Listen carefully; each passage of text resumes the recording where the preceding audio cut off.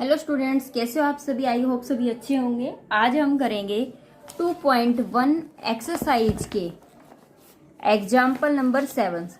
Example हमने 6 तक कर लिए थे, आज हम एग्जाम्पल 7 करने जा रहे हैं। देखिए, एग्जाम्पल 6 तक अगर कोई भी दिक्कत है तो प्लीज़ हमें कमेंट कीजिए, बताइए कि हम आपकी क्या हेल्प कर सकते हैं या कहाँ कोई मिस्टेक है।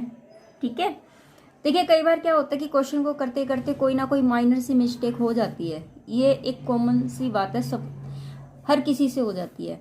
लेकिन कंसेप्ट जो है वो क्लियर होना बहुत ज़रूरी है। कंसेप्ट क्लियर होना चाहिए। कंसेप्ट अगर आपका बिल्कुल सही है तो आंसर जो है वो कोई मायने नहीं रखता। ठीक है। तो अब देखिए, हम क्वेश्चन नंबर 7 कर रहे हैं। एक और रिक्वेस्ट है कि सभी बच्चे वीडियो को ज़्यादा से ज़्यादा लाइक शेयर कीजिए और सब्सक्राइब कीजिए, क्योंकि आपका शेयर सब्सक्राइब करना हमारी मोटिवेशन को इंक्रीज करता है। तो देखिए, question number 7, find the remainder when 111 की पावर 333 एंड 333 की पावर 111 इज डिविजिबल बाय 7। ठीक है, ये आपको दिया हुआ है। ठीक है। अब इसमें हमें क्या करना पड़ेगा। इसने बोला है क्वेश्चन नंबर 7 एक्सरसाइज 2.1 का एग्जाम्पल है। इसने बोला कि 11 की पावर 33 प्लस 33 की पावर 11 इज डिविजिबल बाय 7। ठीक है। ये क्वेश्चन जो होता है कॉम्पिटिटिव एग्जाम में भी पूछे जाते हैं। तो देखिए, हम क्या करेंगे, सबसे पहले मैं इसको लूंगी। पावर को सोल्व करने की बजाय मैं किसको लूंगी, इसको 1 1 1। पहले हम सिंगल 1 पावर सोल्व करते हैं। ठीक है।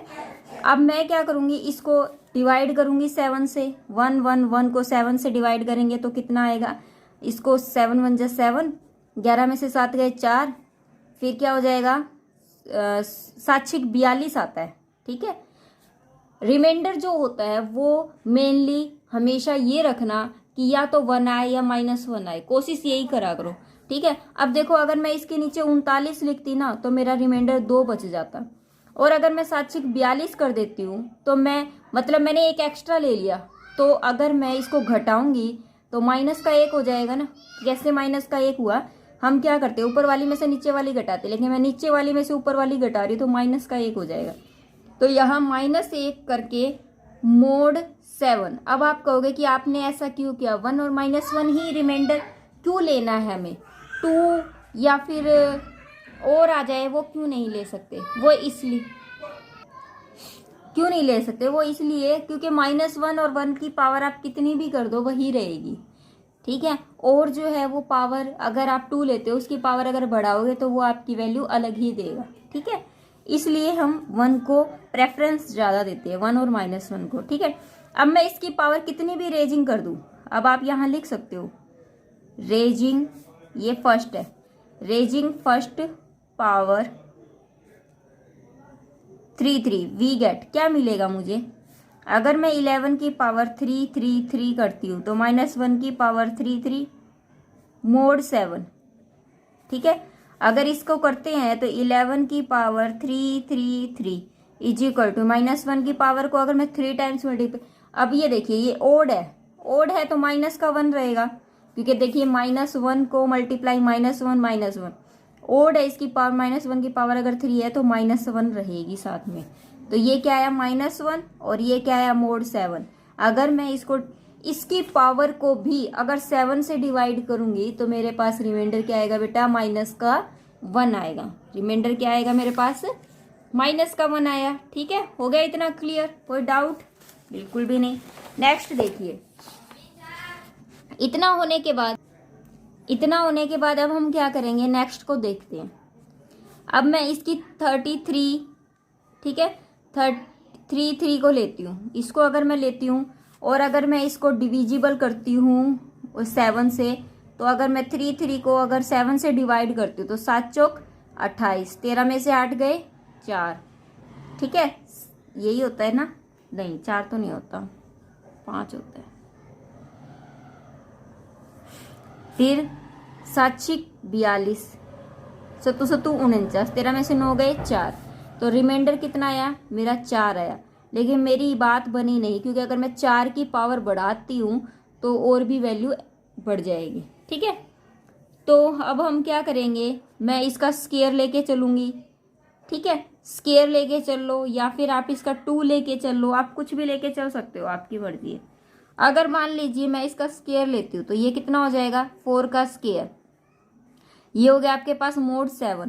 4 का स्केयर कितना होता है, 16 mod 7। अगर मैं 16 को 7 से डिवाइड करूँ, 16 को, ये है मेरे पास अंदर 16 और 7 से 7 दूनी 14, तो रिमाइंडर मेरे पास कितना आ रहा है, 2 आ रहा है। ठीक है, तो तब मेरा रिमाइंडर कितना आ जाता है, 3 की पावर अगर मैंने 2 किया तो मेरे पास 2 रिमाइंडर आ रहा है। उसके बाद अगर मैं 3 कर दूँ, इसके अंदर 3 कर दूँ, 3 से मल्टीप्लाई कर दूँ, तो ये कितना हो जाएगा, 4 की पावर 3, और ये हो गया mod 7। इसको सोल्व करेंगे तो कितना हो जाएगा, 4 चौक 16 चौके 64, और ये हो जाएगा mod 7। अगर मैं इसको डिवाइड करती हूँ तो 7 नीम 63, कितना बचा रिमाइंडर, 1। देखो यहाँ mod 7 आ गया और रिमाइंडर मेरा 1 आ चुका है। कब आया, जब मैंने 3 की पावर 3 लिया।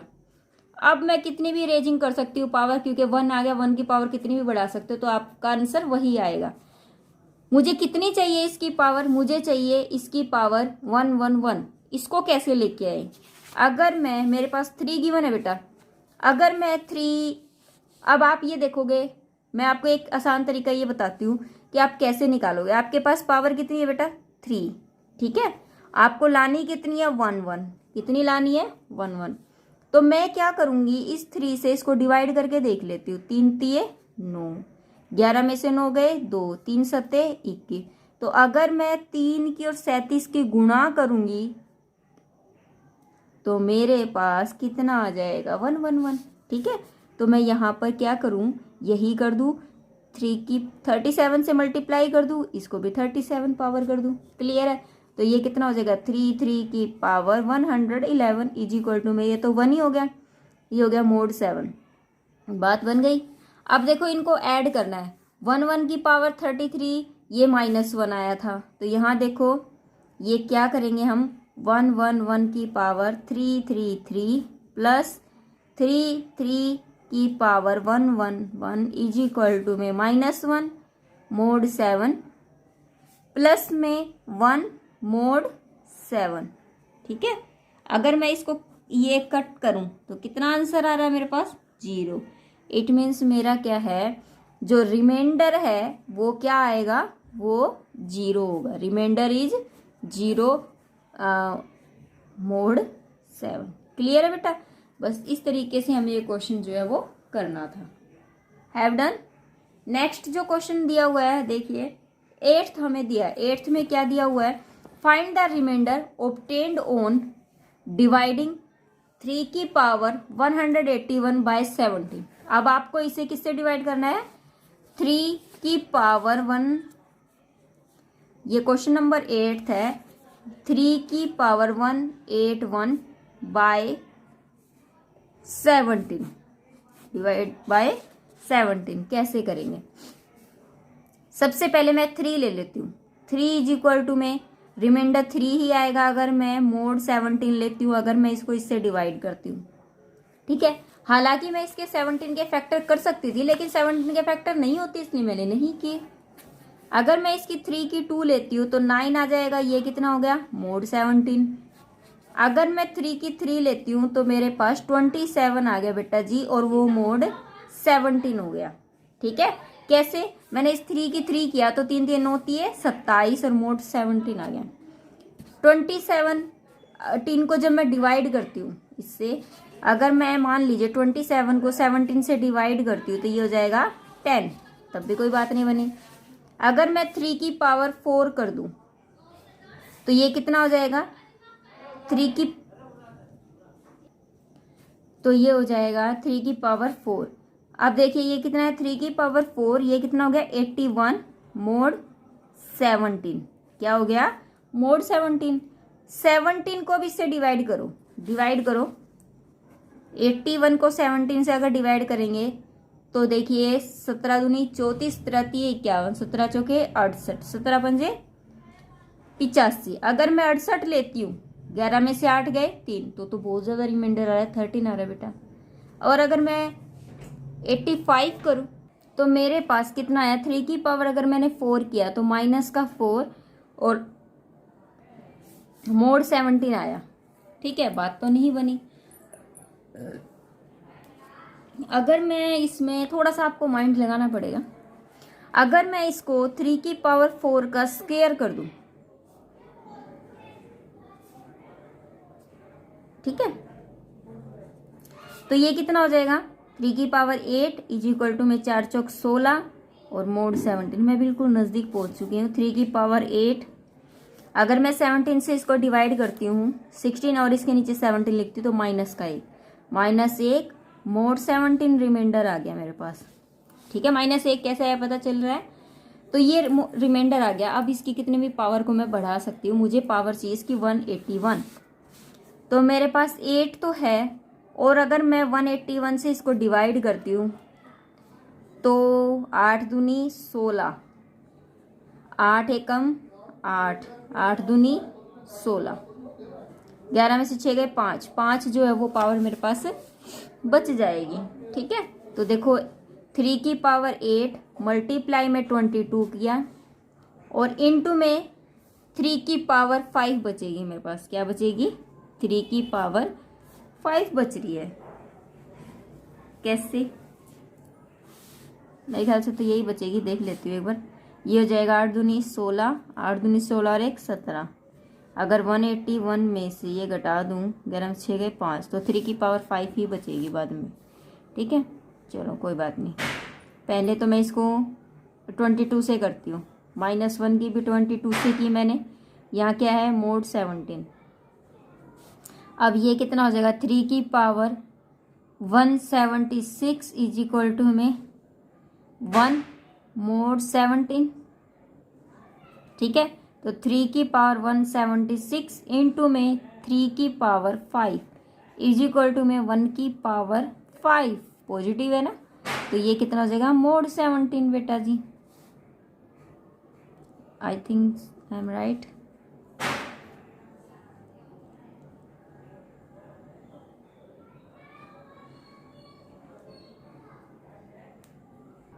जरा सी गलती कर दी मैंने, यहाँ मैंने 3 की पावर 5 से मल्टीप्लाई किया था ना, तो यहाँ भी तो 3 की पावर 5 से ही मल्टीप्लाई करना है। समझ आई या नहीं आई, मैंने यहाँ 3 की पावर 5 से मल्टीप्लाई किया, इसके ये ऐसे नहीं किया था जैसे 22 पावर 22 से मल्टीप्लाई किया था, तब तो मैंने इसके साथ ये ले लिया था, लेकिन मैंने यहाँ इसके मल्टीप्लाई किया 3 की पावर 5, तो ये हो गया 181 इज इक्वल टू में 3 की पावर 5 की मल्टीप्लाई 1 से करूंगी तो 3 की पावर 5 मोड 17। अब 3 की अगर 5 बार मल्टीप्लाई करूँ, 3 3 9, 9 3 27, 27 3 81, 81 को फिर 243 मोड 17। अब मैं 17 से अगर इसको डिवाइड करती हूँ तो मेरे पास रिमाइंडर कितना आता है, 5 रिमाइंडर आता है, जो कि मोड 17। इससे छोटा कोई रिमाइंडर नहीं आएगा, तो जो मेरा आंसर है वो क्या होगा, 5 इज द रिमाइंडर। आपको क्या लिखना है, 5 इज द रिमाइंडर। ठीक है, 5 जो है वो मेरा क्या है, रिमाइंडर है। इस तरीके से ये क्वेश्चन करना है। क्वेश्चन नंबर 9 में क्या दिया हुआ है आपको, देखिए क्वेश्चन नंबर 9 कि if n is composite, composite है इट मीन्स क्या है कि उसके जो फैक्टर है वो बहुत सारे हैं। n कंपोजिट है और उसका वैल्यू जो है वो 4 से ज़्यादा है, मतलब 4 से कम नहीं है, 4 से ज़्यादा है, 4 भी नहीं है। प्रूफ दैट n-1 फैक्टोरियल जो है वो कॉन्ग्रुएंट है 0 मोड n के। कैसे, देखो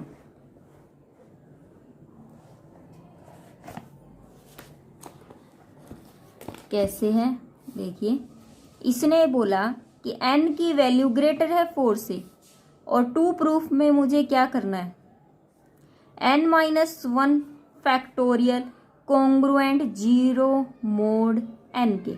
मतलब क्या है कि n-1 फैक्टोरियल को अगर मैं डिवाइड करती हूँ n से, तो मेरे पास रिमाइंडर 0 बचना चाहिए। ठीक है, अब आपको पता है कि n-1 फैक्टोरियल अगर मैं इसके अंदर एक एक कम करती जाऊंगी, n की वैल्यू जो है ना वो 4 से बड़ी है, 4 से बड़ी है। मान लीजिए वो 5 है, मान लीजिए क्या है मेरे पास 5। पहले तो मैं आपको थोड़ा सा समझा देती हूँ। मान लीजिए 5 है तो 5 minus 1 factorial is equal to में लेट 0 और ये कितना हो जाएगा 5, तो ये कितना हो गया 4 फैक्टोरियल इज इक्वल टू में 0 मोड 5। तो ये 4 3 2 1, क्या ये 5 से कंप्लीट डिवाइड करेगा? नहीं करेगा, यहाँ तो ये पॉसिबल नहीं हुआ। फिर मैं 6 के लिए ले लेती हूँ। अगर मैं 6 के लिए लूँ तो ये 6 माइनस 1 कितना हो जाएगा मेरे पास? 6 minus 1 5 factorial is equal to में मोड, और ये हो जाएगा मेरे पास 5। अब यहाँ 5 4 3 2 1, क्या ये 5 इसको डिवाइड करेगा? बिल्कुल कंप्लीटली डिवाइड करेगा, और रिमाइंडर मेरा क्या देगा? 0 देगा। अगर मैं इसको 5 से डिवाइड करती हूँ तो ये कंप्लीटली डिवाइड कर रहा है, लेकिन किस केस में कर रहा है? 6 वाले केस में कर रहा है, और उसकी वैल्यू 4 से बड़ी है। यहाँ एग्जिस्ट तो कर गया ना, उसने ये तो नहीं बोला ना कि भाई इसमें एग्जिस्ट करना चाहिए, इसमें नहीं करना चाहिए। उसने बोला बस 4 से बड़ा होना चाहिए। 4 से बड़ा 6 में एग्जिस्ट कर गया ये, ठीक है। और 4 से बड़े अब सब में ही एग्जिस्ट करता चलेगा ये, ठीक है। तो ये मुझे क्या करना है? बताना है। अब थ्योरेटिकली मैंने बता दिया। अब हम क्या करेंगे? जो हमें लिखना है, सबसे पहले मुझे क्या प्रूफ करना है कि n-1 जो है वो इज डिविजिबल है, डिविजिबल बाय n। भाई n से ये कंप्लीटली डिवाइड है, फैक्टोरियल, तभी तो 0 रिमाइंडर आएगा। जबकि n क्या है? वो कंपोजिट है, n कंपोजिट भी है और उसकी वैल्यू जो है वो ग्रेटर भी है, ठीक है। n इज कंपोजिट, ठीक है। अगर इसने ये बात बोली है कंपोजिट है, तो मैं क्या लिख सकती हूँ? इसने बोला n-1 is divisible by n, तो n डिवाइड n-1 फैक्टोरियल। इस बात से n जो है वो डिवाइड्स करेगा n-1 फैक्टोरियल। ये ट्रू कब है? It is a true. ये केवल ट्रू कब होगा? 4 n ग्रेटर है 4 के लिए, 4 से बड़े के लिए ही ये, तो कि n की वैल्यू ग्रेटर अगर 4 से है उसके लिए ये वैल्यू ट्रू होगी। अगर मैं लेस 4 से करूँ तो उसके लिए ट्रू नहीं होगी। कैसे? मान लीजिए कि n-1 फैक्टोरियल है, ठीक है। अगर मैं 4 से कम लेती हूँ, 3 ले लेती हूँ, 3 माइनस 1 कितना हो गया बेटा? 2 फैक्टोरियल। क्या ये 3 फैक्टोरियल से डिविजिबल होगा? नहीं। क्लियर है? अगर मैं n की वैल्यू 4 से बड़ी लेती हूँ तो कहीं ना कहीं 1 पर जाकर ये क्या करती है? इस कंडीशन को सेटिस्फाई करती है। तो मैं क्या लिखूंगी? आपको क्या लिखना है कि आप it is a true for n की वैल्यू ग्रेटर। आप यहाँ लिख भी सकते हो कि 3 फैक्टोरियल इज नॉट कॉन्ग्रुएंट, ये कॉन्ग्रुएंट नहीं होगा टू 0 मोड 4 पर, because there is not completely divides 3 factorial by 4, ठीक है। आफ्टर 4 के बाद ऑल कंपोजिट नंबर, इसने बोला ऑल कंपोजिट नंबर। 5 4 से बड़ा है लेकिन ये कंपोजिट नंबर तो नहीं है, ये क्या है? आपका प्राइम नंबर है। All composite number will have, वो क्या रखेगा? आपके फैक्टर रखेगा, will have their factor in n-1 factorial, that's it.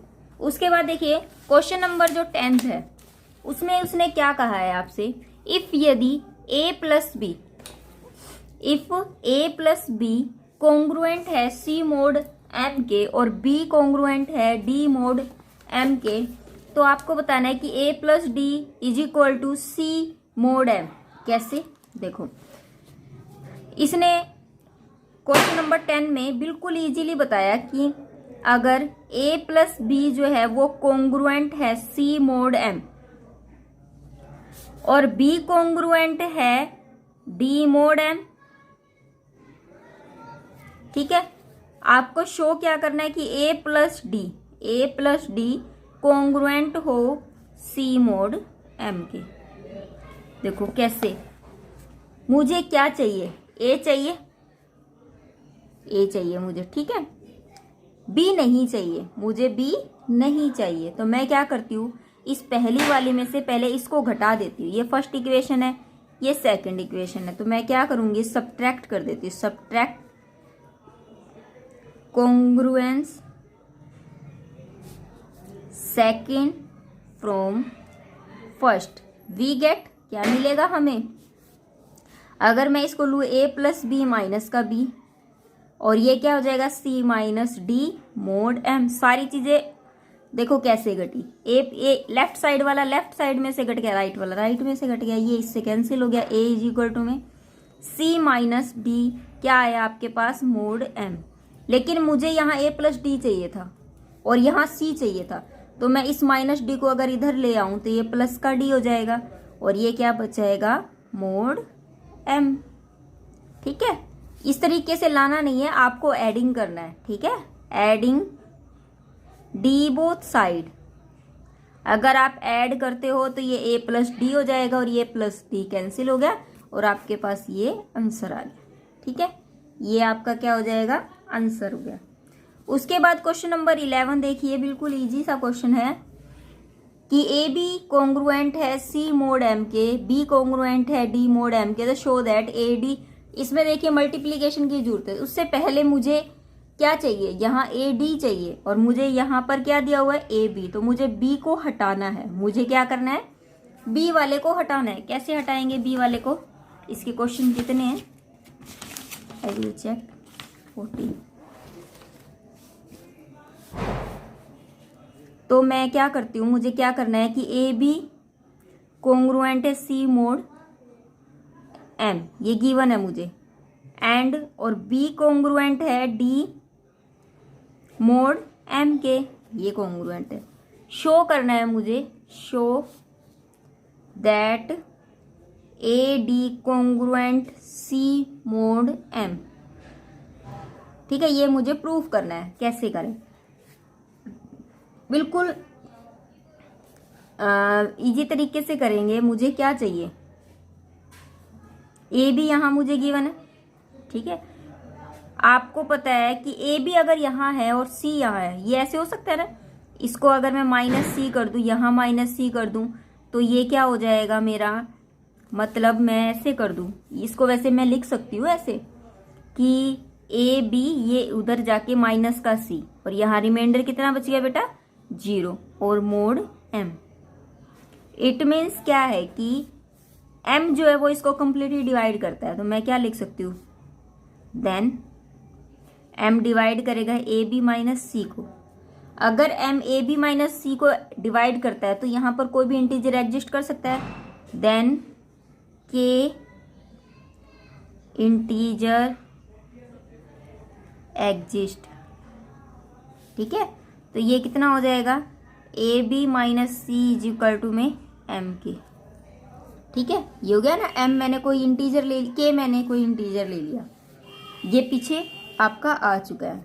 अब देखिए बी से ले लेते हैं, अगर हम गिवन क्या है, मुझे गिवन है सेकंड टर्म बी कॉन्ग्रुएंट है डी मोड एम, तो ये कितना हो जाएगा B, then B minus D जो है वो डिवाइडेड बाय एम होगा, डिवाइडेड बाय एम, तो ये क्या हो जाएगा एम और ये बी माइनस डी हो गया। ठीक है, और अगर बी माइनस डी से ये डिवाइड करता है तो भी कोई ना कोई हमारा इंटीजर एग्जिस्ट करेगा, तो मैं लेट कर लेती हूँ, लेट एल बी एन ई इंटीजर एग्जिस्ट। तो क्या हो जाएगा मेरे पास, b minus D is equal to में एल एम हो गया।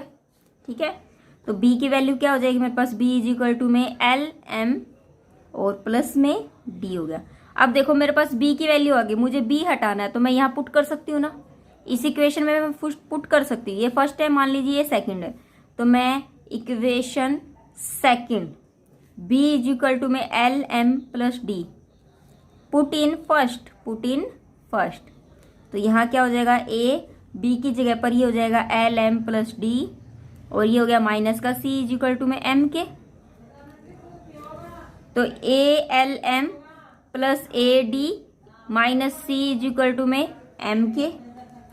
ठीक है, हो गया। अब देखो AD माइनस सी, AD माइनस सी, ये भी कोई इंटीजर है, ये भी कोई इंटीजर है, तो इनको एक साइड रख लेते हैं। इंटीजर कैसे, मैंने बोला था L भी कोई इंटीजर एग्जिस्ट कर रहा है और ये भी, तो M के इंटीजर वालों को हम एक तरफ ले जाते हैं। तो ये कोई ना कोई आपका इंटीजर की प्रॉपर्टी ही,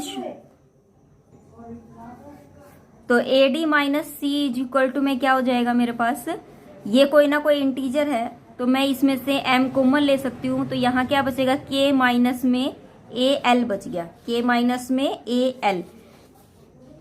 m जो है वो डिवाइड करेगा, यहाँ देखिए अगर मैं m को नीचे ले आऊंगी तो m इसको डिवाइड कर रहा है, तो AD माइनस सी डिवाइड करेगा। अगर AD माइनस सी को ये डिवाइड करता है तो मैं इसको अगर कॉन्ग्रुएंट की प्रॉपर्टी में अगर लिखूं तो AD माइनस सी कंप्लीटली डिवाइड कर रहा है, तो यहाँ पर 0 मोड m मैं लिख सकती हूँ कॉन्ग्रुएंट की प्रॉपर्टी में। अगर मैं c को उधर ले जाऊं तो AD congruent c mod m। तो यही मुझे प्रूफ करना था, हेंस यही रिजल्ट मेरा आ चुका है। तो इस तरीके से ये क्वेश्चन हम करेंगे। नेक्स्ट जो 3 क्वेश्चन है वो हम नेक्स्ट वीडियो में करेंगे। तब तक के लिए bye bye, take care, thank you, have a nice day. Question को ध्यान से कीजिए, कोई गलती हो, कोई भी क्वेरी हो, कुछ भी पूछना हो तो प्लीज मुझे कमेंट करके बताइए। Thank you, have a nice day, bye bye.